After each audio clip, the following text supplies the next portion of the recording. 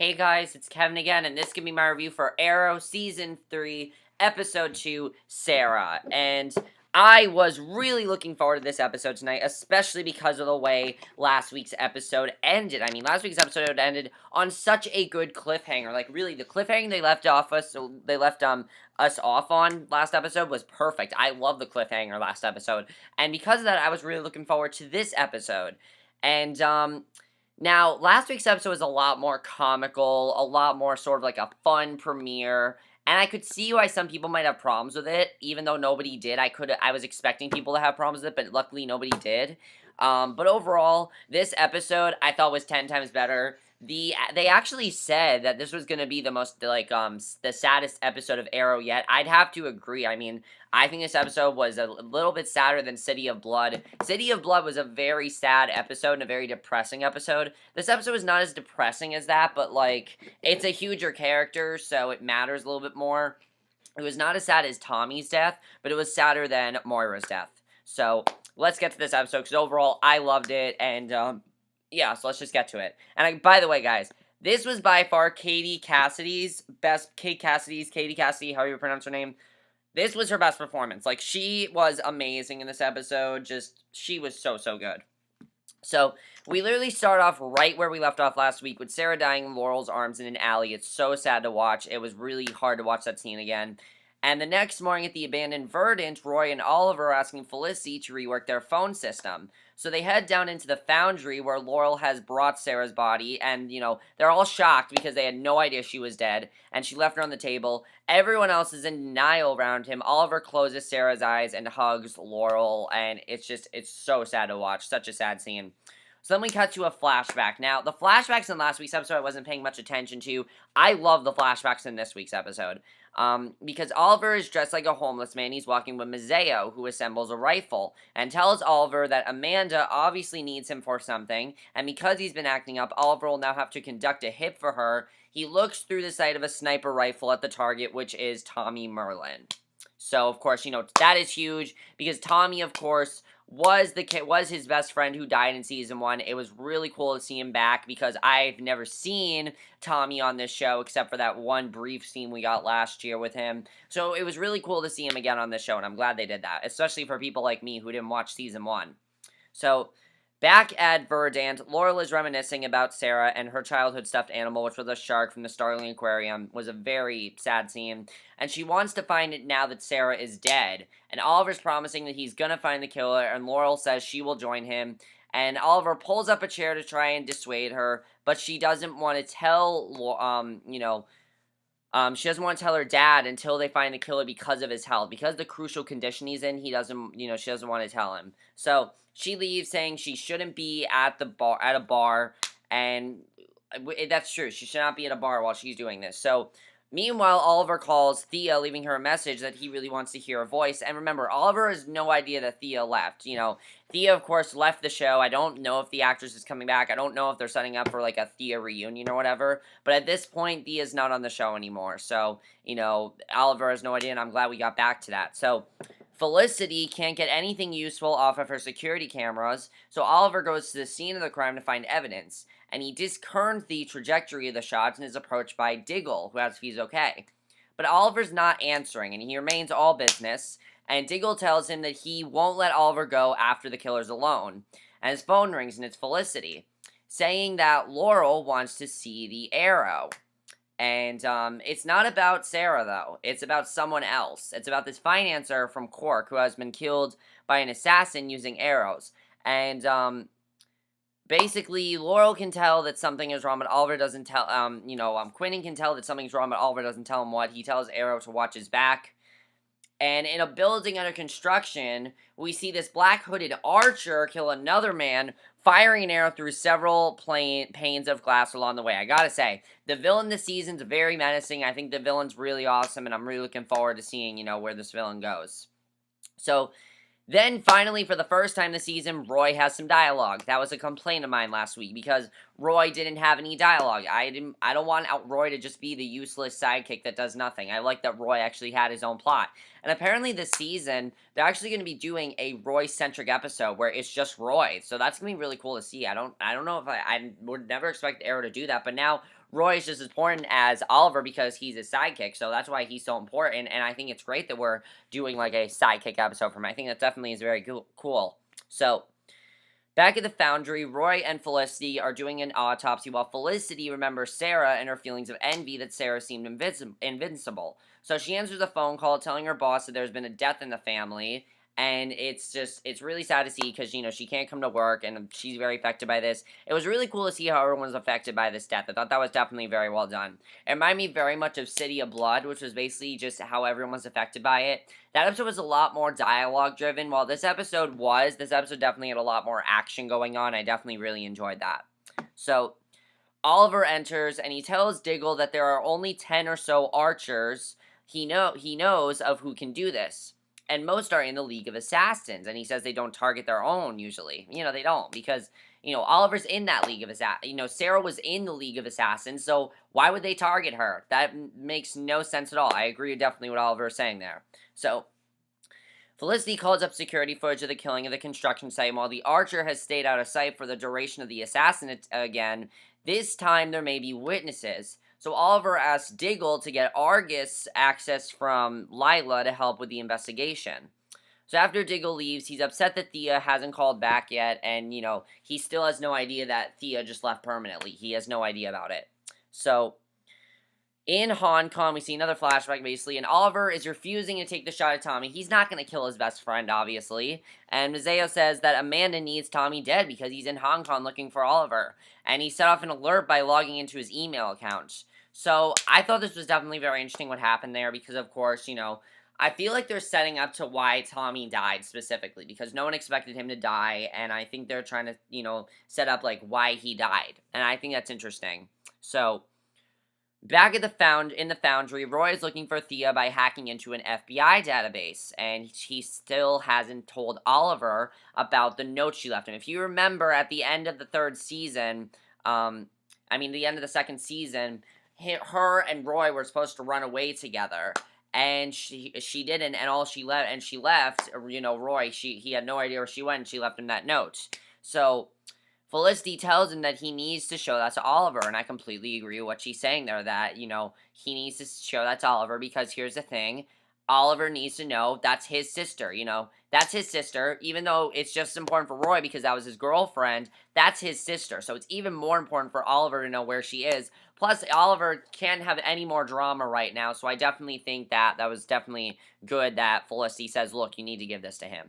So, her phone goes off and she leaves, saying there's someone she needs to kill, and the second she said that, I knew we were going to see Ray Palmer. Honestly, guys, I think Ray Palmer is a fantastic character. He's a bit of a douche because he's rich, but he's a very good character. He's not a bad guy in any sense. He's just very cocky, very into himself, very, strictly, just really funny in my opinion.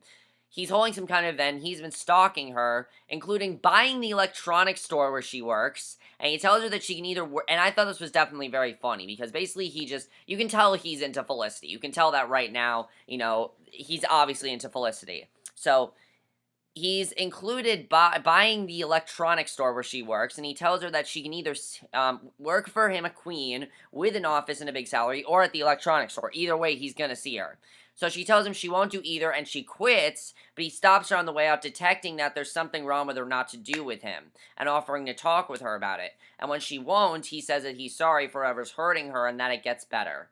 So, it was definitely, he has no idea about Sara. I was glad that he was, sympathetic enough to her. I mean, even though he is sort of a douchey character, he does have a heart, which I definitely do like about his character. So I thought that was well done. So back at the construction site, Oliver is arriving to find the drug dealer who had been squatting there trying to run away. He rushes up the guy a bit, demanding to know what he saw, and the dealer says the bad archer was wearing a black face mask, and Diggle says his name is Komodo, and he's wanted for murder already in seven countries. So Felicity figures out a way to track Komodo's phone, which Oliver uses to chase him down and prevent a hit he was attempting on a man whose car has crashed. So, he crashed his car. So, the two are squaring off, shooting arrows at one another from motorcycles, going in laps like a joust, and ultimately Oliver is hit and Komodo takes his motorcycle to escape, but the bike has a gas leak.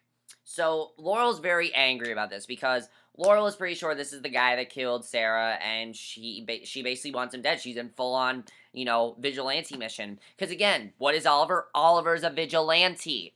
So of course she would want him to do this. It makes perfect sense, because Oliver's a vigilante, and this is part of his vigilante mission.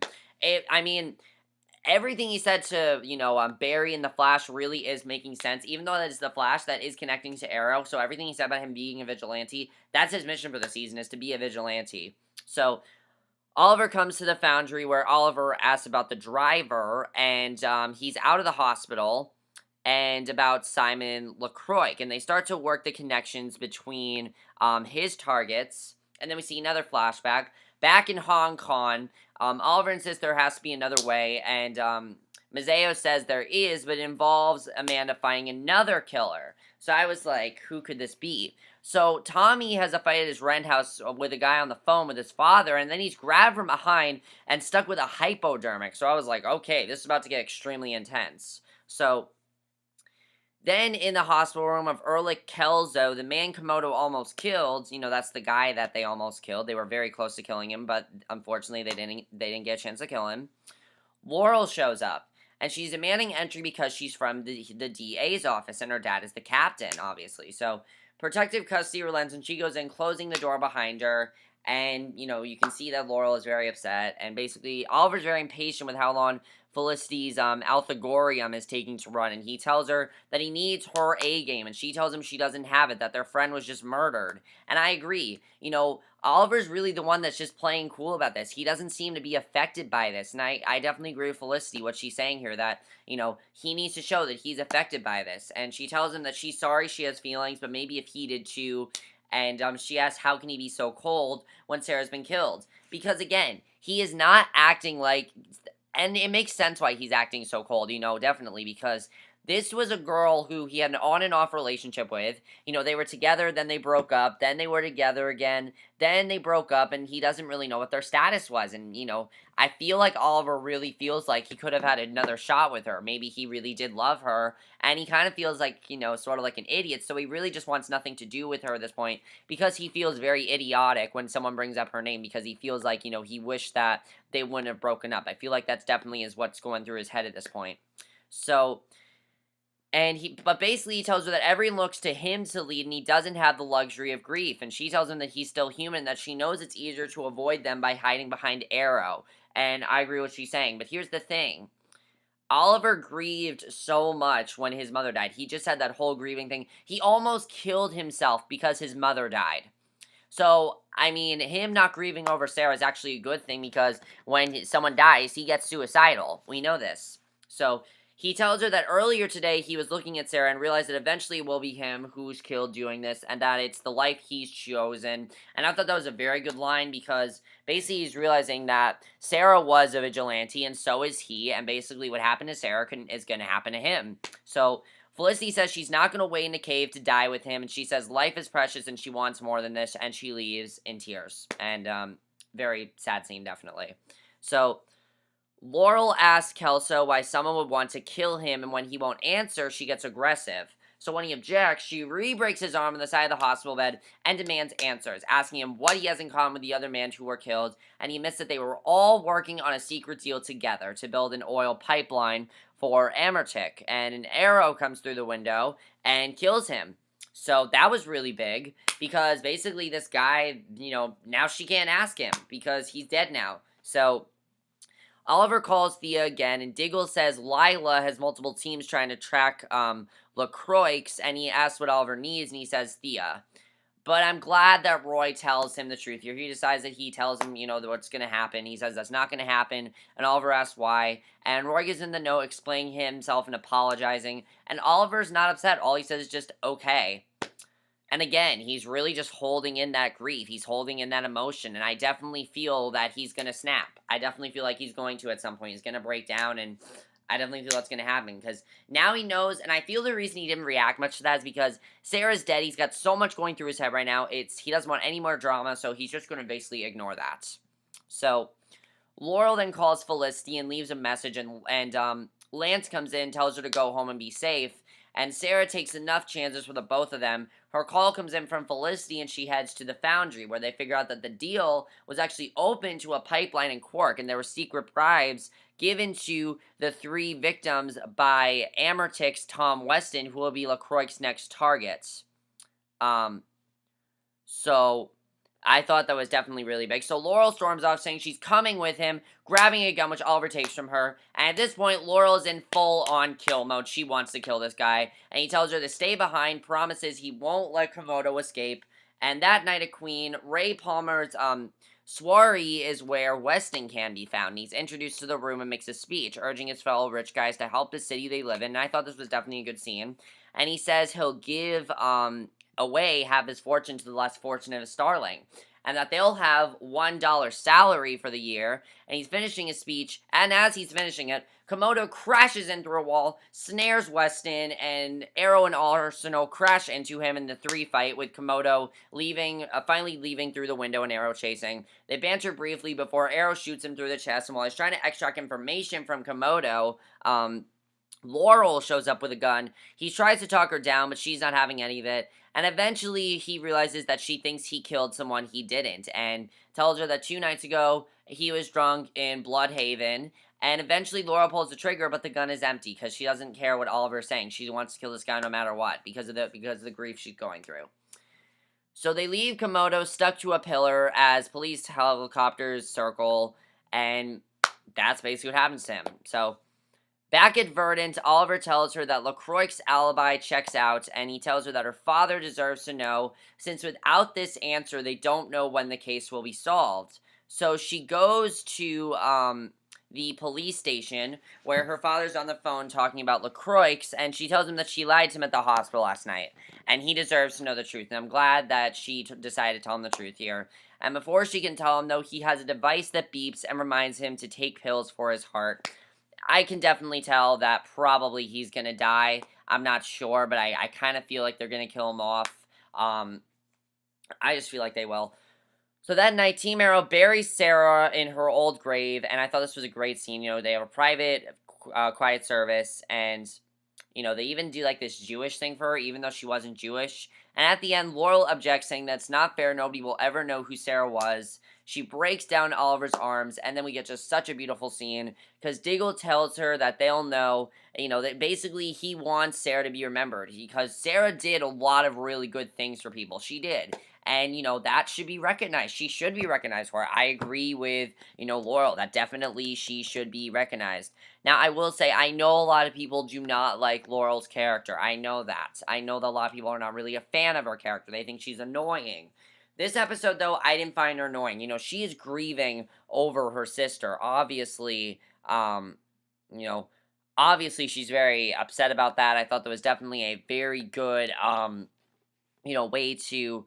I thought that was definitely very good, and as I said, her performance throughout this entire episode was just fantastic. She did a great job. It was just so awesome. You know, not awesome, but, like, really sad and just perfect. It was a great performance.